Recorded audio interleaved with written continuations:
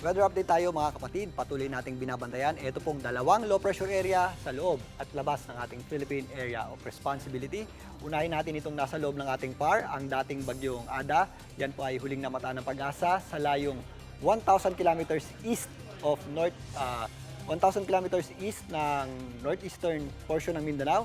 Ito po ay hindi natin inaasahan na maging bagyo pa at posible lang malusaw bago pumasok ang weekend at napakalayo na rin po niyan sa anumang bahagi ng kalupaan o ating landmass. Samantalang ito namang low pressure area sa labas ng ating PAR ay huli pong namataan ng pag-asa sa layong 1,960 kilometers east ng Eastern Visayas. Ito rin po ay hindi natin nakikitang maging bagyo pero yan po ay kikilos papunta po sa areas ng Mindanao at maaaring maging parte ng ating tinatawag na shear line. Pero sa ngayon, ito pong dalawang low pressure area na ito ay wala pang direktang epekto or wala pong direktang epekto sa anumang bahagi ng ating bansa. At kung mapapansin nyo, ito ang ating rain map, makikita natin dito ang paglapit ng ating mga kaulapan na dulot ng ating shear line at kung binabantayan nating low pressure area. Maaari po yung magpaulan dito sa eastern section ng Mindanao sa darating na weekend. Kasama po dyan ang Caraga at Davao region at mag-extend din po yan dito sa areas ng Eastern Visayas sa darating naman na linggo. Kasama na po dyan ang ilang bahagi ng Central Visayas maging dito sa areas ng Cebu at Bohol area.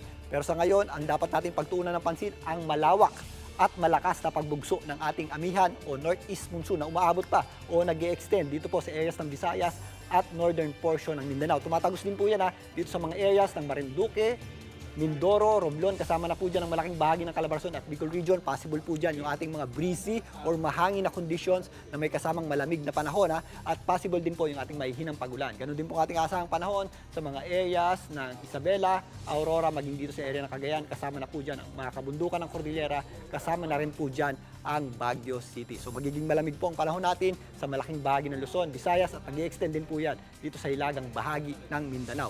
At para nga sa mga maagang pumapasok, mahihirapan na naman tayong bumangon at maligo dahil magpapatuloy po yung ating malamig na panahon. At ngayong araw na ito, record-breaking po yung ating temperatura. Bumagsak po yan sa hanggang 15.8 degrees Celsius. Pinakamababa na po yan ngayong panahon ng amihan dito po sa area ng Basco, Batanes.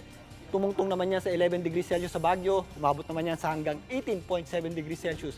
Diyan po sa may area ng Cagayan. Bumagsak din po yan sa 17.2 degrees Celsius sa Tanay at napakababa rin po ng ating temperatura diyan po sa Bulacan na umabot sa hanggang 18.6 degrees Celsius yung ating pinakamababang temperatura. Dito nga sa Metro Manila, ramdam na ramdam din po ang lamig ng amihan na pumalo naman sa hanggang 19.6 degrees Celsius yung ating temperatura. At aasahan pa natin na mas lalamig pa po yung ating panahon dahil kadalasan huling bahagi ng Enero hanggang unang bahagi ng Pebrero na itatala ang pinakamalalamig na temperatura kapag panahon ng amihan. Bukod po sa malamig na panahon, magpapatuloy naman ang maaliwalas sa panahon dito po sa Metro Manila at kung may mga pag-ulan tayo, ito po yung mga isolated lamang o yung mga dagliang mahihinang pag-ulan na kadalasang nangyayari tuwing hapon at gabi. Kaya sa may mga lakad, bukod sa mga payong, bukod sa mga pananggalang sa lamig, ugaliin din po natin na magdala ng payong para ready po tayo sa mga posibleng pag-ulan sa hapon at gabi.